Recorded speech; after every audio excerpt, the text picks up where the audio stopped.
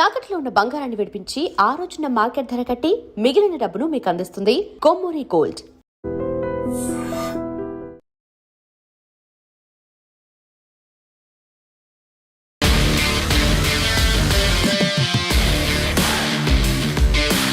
నమస్తే, welcome to iDream weekend update with Kavitha. మనతో పాటుగా ఉన్నారు foundation for democratic reforms founder doctor Jayaprakash Narayan గారు. Hello sir. నమస్తే. నమస్తే కవిత. సార్, ప్రపంచవ్యాప్తంగా బోల్డ్ అన్ని అంశాలు జరుగుతున్నాయి. అందులోనూ పర్టికులర్గా అందరికంటే ముందు మాట్లాడుకునేది దేశం అమెరికా అధ్యక్షుడు డొనాల్డ్ ట్రంప్ ఈ మధ్య చేసినటువంటి ఒక చర్య అనేది ప్రపంచమంతా చర్చించుకుంటోంది. వెనిజువెలా అధ్యక్షుడిని రాత్రికి రాత్రి పట్టుకొని వచ్చారు, వాళ్ళ ఆవిడను కూడా తీసుకొని వచ్చారు, ఆయన మీద కేసులు అనేవి ఉన్నాయి, ఒక పెత్తనం అనేది కనిపిస్తోంది, గుత్తాధిపత్యం అనేది ఉంది. అసలు అమెరికా చేస్తున్న పనులకి యునైటెడ్ నేషన్స్ ఏం చేస్తోంది, అక్కడ ఉన్నటువంటి నాటో దేశాలు ఏం చేస్తున్నాయి, అసలు ఎవరు అడ్డుకునే ప్రయత్నాలు చేయట్లేదా? ఖచ్చితంగా అమెరికా చేసింది ఆధునిక యుగంలో అంతర్జాతీయ న్యాయ సూత్రాలకి 100% విరుద్ధం. దీనిలో అసలు ఇంకో రకమైన వాదనకి తావులేదు. అందుకనే ఏ ఒక్క దేశం కూడా ఇజ్రాయెల్ ప్రత్యేక కారణాల వల్ల తప్ప ఏ ఒక్క దేశం మద్దతు ఇవ్వాలి. 199 దేశాలు ఖండించినాయి. కొన్ని దేశాలు వాళ్ళ దౌత్యపరమైనటువంటి కారణాలుగా ఖండన లేకుండా విచారాన్ని వ్యక్తం చేసినాయి. ఎందుకంటే రెండో ప్రపంచ యుద్ధం తర్వాత ఒక మౌలికమైన సూత్రం ప్రపంచంలో అమలులోకి వచ్చింది. బలవంతంగా ఇతర దేశాలలో అంతర్గత విషయాల్లో మనం జోక్యం చేసుకోము, అలాగే బలవంతంగా ఒక దేశ సరిహద్దులను మార్చాము. ఈ రెండు కూడా ప్రపంచం అంగీకరించింది.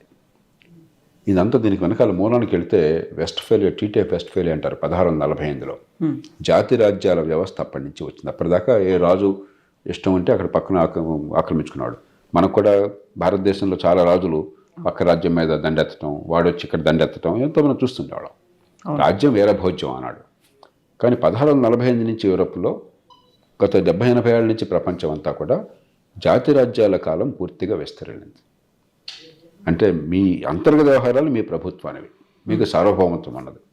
ఇతర దేశాల మీద దండెత్తే, ఇతర దేశాలు నష్టం చేస్తే మీరు జోక్యం చేసుకోవచ్చు తప్ప మీ దేశంలో మీరేం చేస్తుంటారో మీరు మీ ప్రజలు చూసుకుంటారు. ఇది మౌలికమైన సూత్రం.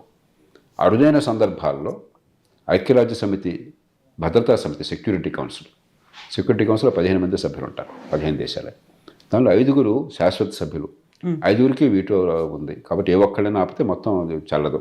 కాబట్టి 5 అంగీకరిస్తే, అంటే అమెరికా, రష్యా, ఇవాళ రోజుల్లో చైనా, పూర్వం అయితే తైవాన్ ఉండేది, తర్వాత బ్రిటన్, ఫ్రాన్స్, ఈ 5 దేశాలు అంగీకరించడం చాలా అరుదు. అప్పుడు తప్ప అసలు మీరు ఇంకో దేశంలో జోక్యం చేసుకునే ప్రయోజనం లేదు, అవకాశం లేదు. దీన్ని పూర్తిగా ఉల్లంఘించాడు ఆయన. దానికి ఎన్ని కారణాలు చెప్పినా కానీ పోయినా అదేమన్నా ప్రజల కోసం అంటే కాదు, ఏదో వంకలు చెప్పి. దీనిలో అమెరికా తాత్కాలికంగా ఒక టాక్టికల్ విక్టరీ అంటాం. అంటే నిఘా విభాగం నుంచి సమాచారం సేకరించారు. మరి భద్రతా దళాలు డెల్టా ఫోర్స్ మరొకటో, మరి వాళ్ళు చాలా సినిమాల్లో లాగా టెక్స్ట్ బుక్ల లాగా తీసుకెళ్ళి అధ్యక్షుడిని, పదవిలో ఉన్న దేశాధినేతని, భార్యని పట్టుకుని తీసుకొచ్చారు. అది విజయంగా వాళ్ళు భావించవచ్చు. కానీ అమెరికాకి ఇది ఓటమి అవుతుంది. ఎందుకంటే ట్రంప్ కోరుకున్నటువంటి 3 లక్ష్యాలు నెరవేరటంలా. మొట్టమొదటిది బహిరంగంగా చెప్పింది, మాదక ద్రవ్యాలని అమెరికాకి సరఫరా చేయడంలో కీలక పాత్ర వహిస్తున్నాడు. బహుశా దానిలో పాత్ర ఉందో మనకు తెలియదు, కానీ కీలక పాత్ర ఉండడానికి ఆధారాలు లేవు. అమెరికాలో మాదక ద్రవ్యాల సమస్య చాలా పెద్ద సమస్య. అంతర్జాతీయ నేరముఠాలు, మాఫియాలు పెద్ద ఎత్తున ఉన్నాయి. కొన్ని $100 బిలియన్ వ్యాపారం జరుగుతుంది. ఏడాదికి 1,00,000 మంది పైగా అమెరికాలో ఈ ఓవర్డోస్ వల్ల చనిపోతున్నారు. దానికి కారణం మధురో కాదు. మధురోకి పాత్ర ఉండుండొచ్చు, అతడు నిరస్వభావం ఉండుండొచ్చు, ప్రత్యక్షంగా పరోక్షంగా వాళ్ళు సాయపడుతుండొచ్చు. కానీ రేపొద్దున దీనివల్ల మీకు అమెరికాకు వచ్చేటువంటి మాదక ద్రవ్యాలు తగ్గిపోతాయని కానీ, లేకపోతే అమెరికా ప్రజల రక్షణ కానీ ఏ రకమైన ఆధారాలు లేవు. పోయిన మాట వరుస కోసం ఆయన వాదన పరిశీలించాడు. ఆ వాదన కూడా, ఒకవేళ వాదన వాస్తవమైనా కూడా ఈ హక్కు లేదు. పోయిన వాదన చూసినా కూడా మొట్టమొదటి లక్ష్యం నెరవేరట్లేదు. రెండవది, వెనిజువేలాలో బోళ్ళంతా ముడి చమురున్నది. ట్రంప్కి 1970ఏళ్ల కాలం నుంచి ఇంకా బయటపడలే ఆయన పుట్టింది 1948లో నాకు గుర్తున్నంత వరకు. ట్రంప్ పుట్టింది 1975లో. అప్పుడు ఆయన 20-30 మధ్యలో ఉన్నాడు. 70ఏళ్ల దశకంలోనే మీకు మొట్టమొదటిసారిగా ఆయిల్ని ఒక దౌత్యపరమైన, ఆర్థికపరమైన ఆయుధంగా ఈ అరబ్ దేశాలు ఉపయోగించడం మొదలెట్టినాయి. ఒక్కసారిగా కొద్ది కాలంలో 10 రెట్లు పెరిగింది ఆయిల్ ధర. ఇజ్రాయెల్తో యుద్ధం జరిగింది 1974 యామ్కోప్ వార్ అంటారు. అప్పుడు ఇజ్రాయెల్ మీద మరి సంపన్న దేశాల మీద ఒత్తిడి తేవడం కోసం అని చెప్పని ఇవన్నీ కార్టల్గా ఫామ్ అయ్యి ఓపెక్ అని చెప్పని oil producing and exporting countries అని చెప్పని వాళ్ళు మేము ఇక్కడి నుంచి ఉత్పత్తి తగ్గిస్తామనగానే ఉత్పత్తి తగ్గుతుంది కానీ వినియోగం అవసరం ఉంది కాబట్టి రేటు పెరిగిపోయింది అమాంతం. అప్పటి నుంచి ఆ అనుభవం తప్ప ట్రంప్కి ఇవాళ ప్రపంచంలో జరుగుతున్న అవగాహన లేదు. ఈవేళ ఆయిల్ డిమాండ్ ఉన్న కొద్దికి ఫ్లాట్ అయిపోయింది. ఉత్పత్తి అవసరాల మించి జరుగుతుంది. అవసరమైతే ఉత్పత్తిని పెంచుకోవచ్చు తెలియక.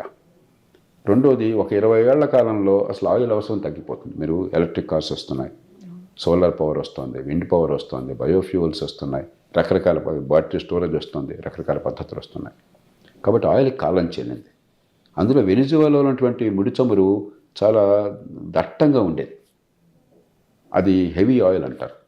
దాన్ని భూమి నుంచి వెలికి తీయాలన్నా ఖర్చు చాలా ఎక్కువ అవుతుంది ప్రతి బ్యారెల్కి.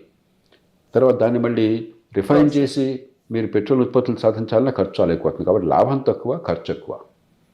ఇప్పుడు లక్షల కోట్ల రూపాయల్లో అయితే లేకపోతే వందలాది బిలియన్ల డాలర్లు ఖర్చు పెట్టడానికి అమెరికన్ కంపెనీలు ఇంకా కంపెనీలు సిద్ధంగా ఉన్నాయి. ఎందుకంటే వేరే ఆ డబ్బు పెట్టుబడి పెడితే ఇంకొంచెం బాగా లాభాలు ఆర్జించవచ్చు.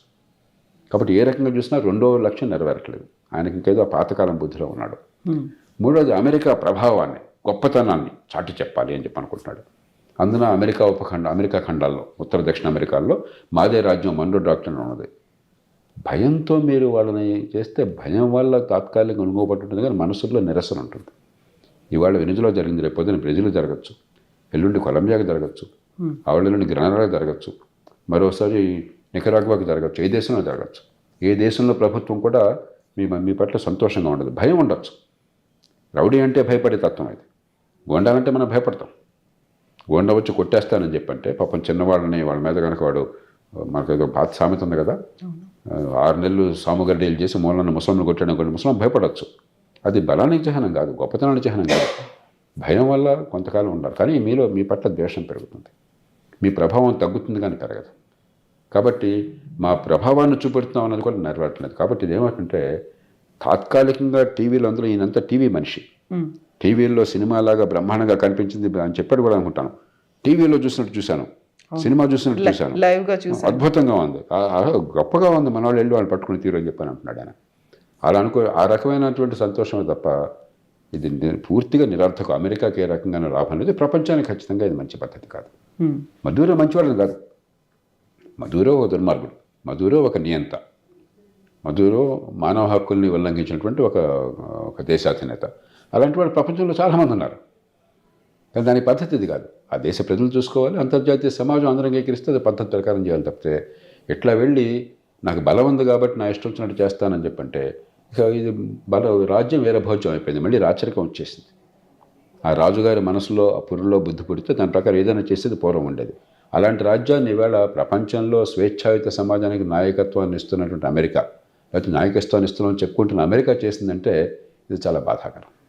నాట్ ఓన్లీ వెనిజువేలా కాదు, దీంతో పాటుగా క్యూబాకి, కొలంబియాకి, ఆ తర్వాత మెక్సికోకి కూడా చెప్పాడు. నెక్స్ట్ మీ టర్నే ఉంది, మేము చెప్పినట్టుగా వినండి, లేకపోతే ఇలాంటి పరిణామాలే మీ దగ్గర కూడా కనిపిస్తాయి అనేది. సో అలా బెదిరించి భయపెట్టాల్సినటువంటి పరిస్థితులు ఎందుకని అలా డొనాల్డ్ ట్రంప్ కల్పించుకుంటున్నారో అలాంటి సిచ్యువేషన్స్ ఉన్నాయా సార్?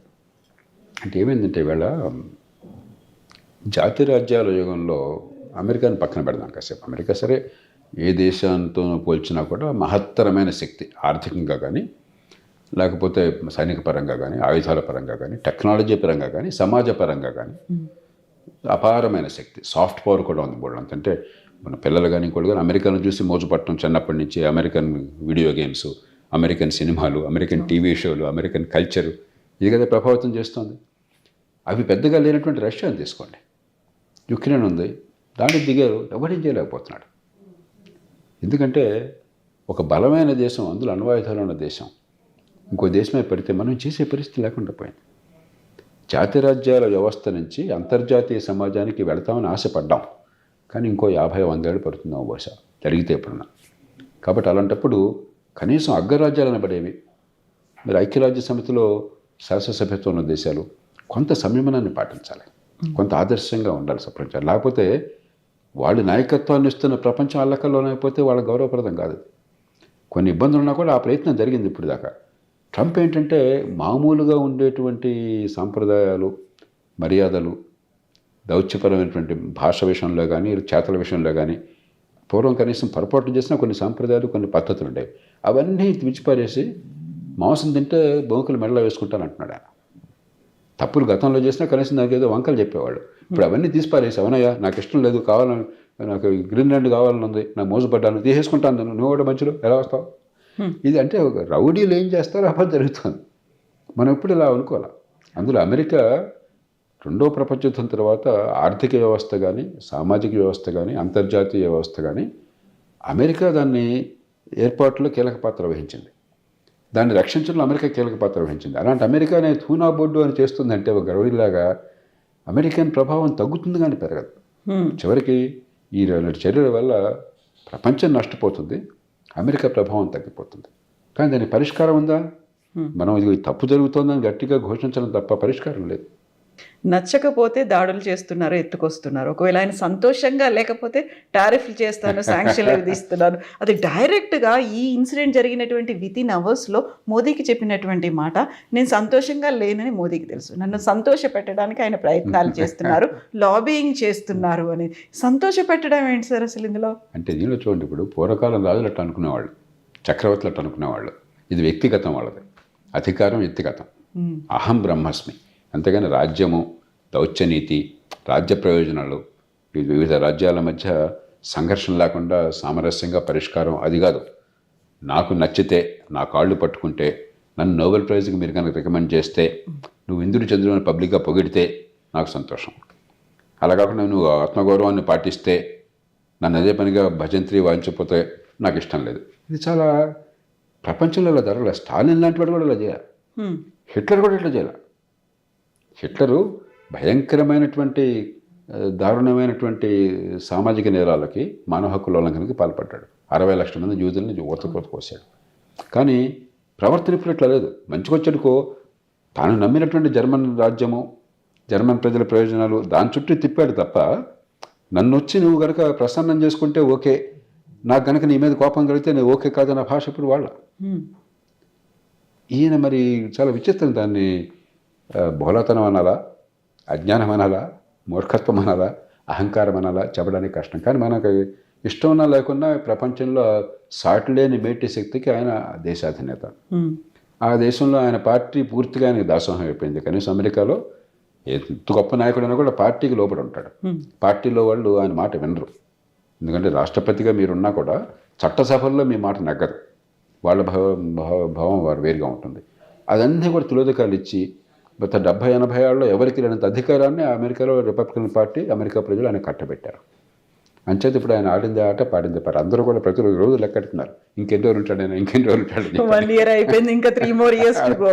3 రోజులు లెక్కెడుతున్నారు, సంవత్సరాలు కాదు, ఇంకెన్ని రోజులు, 2 నెలలు మిగిలిందో లెక్కెడుతున్నారు. అది సో ఈ టైంలోనే మోదీ మీద కూడా ఒక ప్రెషర్ అనేది, సబ్మిసివ్గా ఉన్నారా, లొంగిపోయారా, బెండ్ అయిపోయారా అనే దాంతో పాటుగా అసలు ఎందుకు ట్రంప్ చెప్పిందల్లా తలూపుతున్నారా, తలాడిస్తున్నారా అనేటువంటి విమర్శలు కూడా మోదీ మీద వస్తున్నాయి. అది వాస్తవం కాదు. మనం అవ్వకాలు బోవకాలంటే అట్లాగా బహుశా ఏ దేశాధినేత, ఏ దేశ ప్రభుత్వము కూడా నిలబడినంత గట్టిగా భారతదేశం నిలబడింది. బ్రిటన్ దాసోహం అన్నది, యూరోపియన్ యూనియన్ దాసోహం అన్నది, జపాన్ దాసోహం అన్నది, దక్షిణ కొరియా దాసోహం అన్నది. మన పక్కన పాకిస్తాన్ సాష్టాంగ ప్రమాణం చేసింది, దాసోహం అన్నం కాదు, సాష్టాంగ ప్రమాణం చేసింది ఎన్నో దేశాలు. అలాంటిది చైనాకి ఏంటంటే ఆర్థికంగా శక్తి ఉంది కాబట్టి నువ్వు వన్ చేస్తే టిట్ ఫర్ ట్యాట్, నువ్వు నాకు ఆపుతావు, నేను నీకు ఆపుతానని చెప్పి దారి దిగి వచ్చాడు. మనకు అవకాశం, మనకే కాదు ఇంకా ఏ దేశానికి లేదు, చైనాకి తప్ప ఇంకా ఎవరికి లేదు. అలాంటప్పుడు చైనా ఇతర దేశాల్లో భారతదేశం ఒక్కటే అతడు ఎంత ఒత్తిడి తీసుకొచ్చినా కూడా గట్టిగా నిలబడ్డాం మనం. కాబట్టి మనం దాసోహం అన్నాం అని చెప్పి అంటే చాలా పొరపాటు.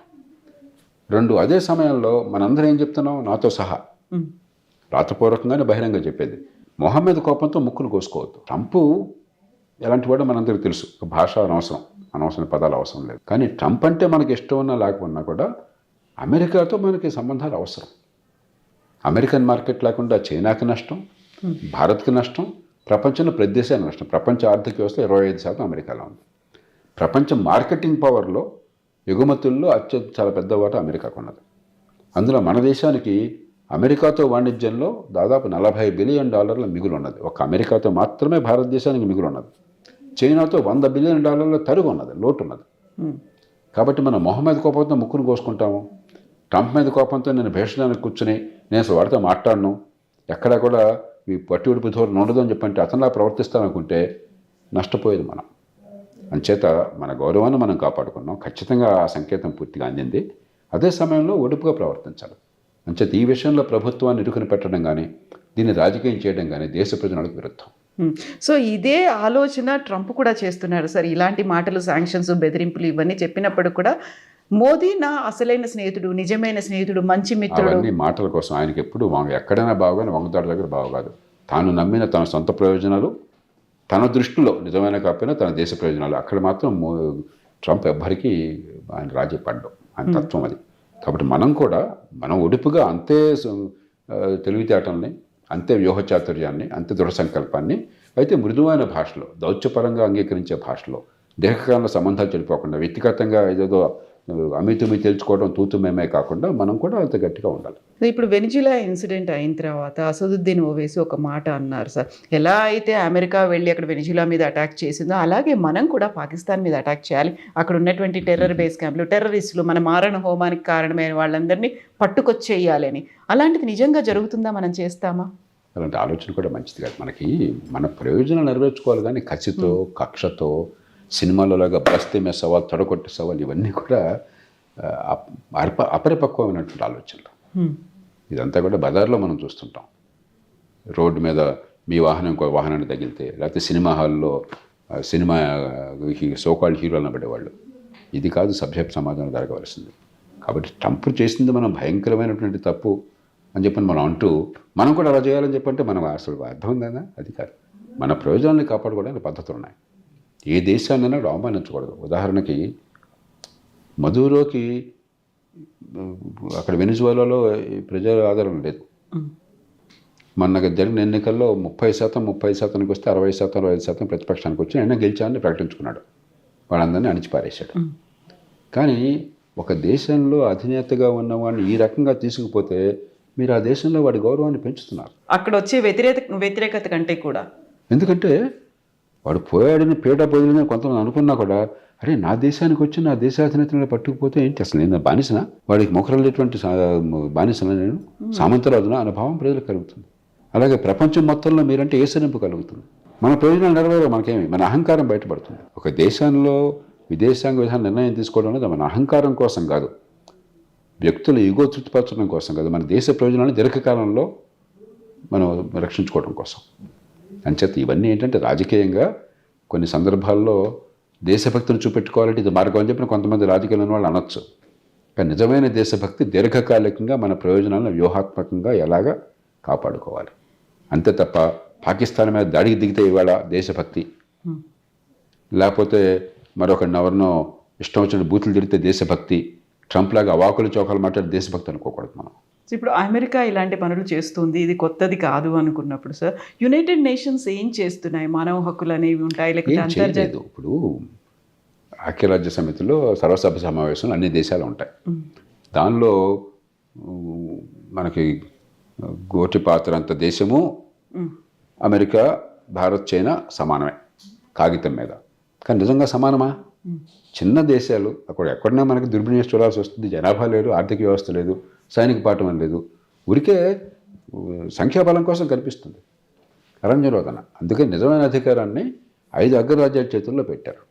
ఆ అగ్రరాజ్యాలు అయితే కలిసి రావు. ఒకవేళ మిగతా 4 కలిసి వచ్చిన ఈ విషయంలో బహుశా బ్రిటన్, ఫ్రాన్స్ కూడా కలిసి వస్తే రావచ్చు. ఒక ట్రంప్ కోప్పడ్డా కూడా పర్లేదు చూసుకుందాం అని చెప్పని. అమెరికా వ్యతిరేకిస్తుంది, అమెరికా వ్యతిరేకించడం ఆగిపోతుంది అక్కడ. కాబట్టి ఇక్కడ మనం ప్రజల వాణిని, ప్రపంచ ప్రజల వాణిని, అన్ని దేశాల వాణిని వినిపించడం, కొంచెం సిగ్గొచ్చేట్టు చేయడం తప్ప మీకు వేరే మార్గం లేదు. జాతిరాజ్యాల యుగంలో జాతిరాజ్యాల శక్తిని దాటి వాటిని అణిచివేసే శక్తి ప్రపంచ సమాజానికి లేదు. చిన్న చిన్న దేశాలు అయితే అందరూ కలిసి వస్తే చేయొచ్చు మనం. ఇంత బలమైన దేశం, అందులో మామూలు దేశం కాదుగా అమెరికా. అది తీసేయండి, పాకిస్తాన్ చేస్తే మీరు పెద్దగా ఏం చేయలేరు. అణ్వాయుధాలు ఉన్నాయి, మనతో పోలిస్తే చాలా చిన్న దేశమే అన్ని రకాలుగా, కానీ మీరేం చేయలేరు పెద్దగా బయట నుంచి. మనం ప్రపంచ ప్రజాభిప్రాయము మనలో ఉన్నటువంటి ఆ వాదనలో ఉన్న పట్టుత్వము ఆ దేశంలో ప్రజల నుంచి వచ్చే నిరసన అవి మార్చాలి తప్ప నేను బలవంతంగా తుపాకీ పట్టుకుని మారుస్తానని చెప్పంటే ప్రపంచం అల్లకల్లం అవుతుంది. సో గతంలో కూడా మనం భారతదేశం కూడా వీటో పవర్ కోసం ప్రయత్నిస్తుంది అనుకున్నప్పుడు 5 దేశాలే ఉన్నాయి, 6వ దేశంగా భారత్ రావాలి అని ప్రయత్నాలు, బట్ అది ఎందుకని ఇంకా నెరవేరలేదు సార్? ఇప్పుడు ట్రైన్ వెళుతోంది, అక్కడ ఏసీ కోచ్లో కొంతమందికి స్థానం ఉన్నది, వాడు కూర్చున్నాడు, మనందరం బయట చెమటలు కారుస్తూ నురగక్కుతున్నాం, మనం కావాలని కోరుకుంటున్నాం. వాడు ఏమంటాడు, నాది రాజ్యం, నువ్వు కూడా మధ్యలో, నువ్వు కూడా వస్తే నా స్పేస్ పోతుంది రా నేను అంటాడు. అంతే. పైకి ఏ మాటలు చెప్పినా కూడా ఏ కారణంగానే ఉన్నవాడు ఇంకొకటి రానియడానికి ఇష్టపడ్డాం. చైనా ఒప్పుకుంటుందా, చైనాని మనమే పంపించాం అన్నాడు. చరిత్రకారు చెప్పే ప్రకారం భారతదేశానికి శాశ్వత సభ్యత్వాన్ని ప్రతిపాదించారు అన్నాడు. ఒక ప్రజాస్వామ్య దేశం, చాలా పెద్ద దేశం అనే ఉద్దేశంతో, ఇంగ్లీష్ మాట్లాడే దేశం అని చెప్పిన ఉద్దేశంతో ఆనాడు అమెరికా బ్రిటన్కి వాళ్ళంత ఆ ప్రభావం ఉంది కాబట్టి. కాదని చైనాని ముందు ఉద్దేశింది మనం. ఎందుకలా సార్? ఏదో మనం అతి మంచితనం అనుకున్నాం మనం అన్నాడు. ఇవాళ చైనా మీకు ఏమన్నా, భారతదేశం చాలా పెద్ద దేశం, జనాభా రీత్యా ఇవాళ ప్రపంచంలో అతిపెద్ద దేశం, ఆర్థిక వ్యవస్థగా 3, 4 రేపు పొద్దున 3 గ్యారంటీ కాబోతోంది కాబట్టి భారతదేశం ఉండాలి అని చెప్పని చైనా అంటుందా? చైనా భారత్ రావడానికి లేదు చైనా అంటుంది. అంచేత ఇది సహజం. ఎవరి ప్రయోజనాలు వాళ్ళకి. గద్దె మీద కూర్చున్నవాడు మిగతా వాళ్ళని అక్కడ కూర్చునేవాడు. నిజానికి ఈవేళ పరిస్థితుల్లో బ్రిటన్కి ఫ్రాన్స్కి పెద్ద అవసరం లేదు. ఒకప్పుడు కలోనియల్ పవర్స్ ప్రపంచంలో చాలా భాగాన్ని ఆక్రమించారు, ఆర్థికంగా సైనిక పరంగా చాలా బలమైన వాళ్ళు. ఈవేళ మనం అవమానించడం కోసం మాట్లాడట్లేదు. బ్రిటన్ కానీ ఫ్రాన్స్ కానీ ఒక ద్వితీయ స్థాయి, తృతీయ స్థాయి దేశాలు సైనిక పాఠంలో కానీ, కాలక్రమేణా తలసరాదాయం మనకంటే ఎక్కువ ఉన్నా కూడా ఆర్థిక సంపదలో కానీ. ఈవేళ రష్యా ఒక బలహీనమైన దేశం, రష్యా వస్తుంటే యూరోప్ మొత్తం వణికిపోతుంది, యూరోప్ మొత్తం అన్ని దేశాలు కలిసి కూడా. కాబట్టి కానీ మరి వాళ్ళకి ఆ స్థానం ఇచ్చాం అప్పుడు, కాబట్టి అగ్రరాజ్యము వాళ్ళు వదులుకుంటారు, అది వదులుకోరు. సో ఇది కొంతకాలం ఇలాగే ఉంటుంది, చూద్దాం. దాని మీద మనం బలం పెంచుకుంటే, ఆర్థిక బలం మొట్టమొదట, సైనిక పాఠము దాని తర్వాత ఆటోమేటిక్ వస్తుంది. 3 సమాజంలో ఐక్యత, కొన్ని విలువలను పాటిస్తున్నాం అనేటువంటి గౌరవం, నమ్మకం, ఈ 3 ఉంటే ఎవ్వరూ మనం విస్మరించలేరు, ఎవరూ మన ఆపలేరు.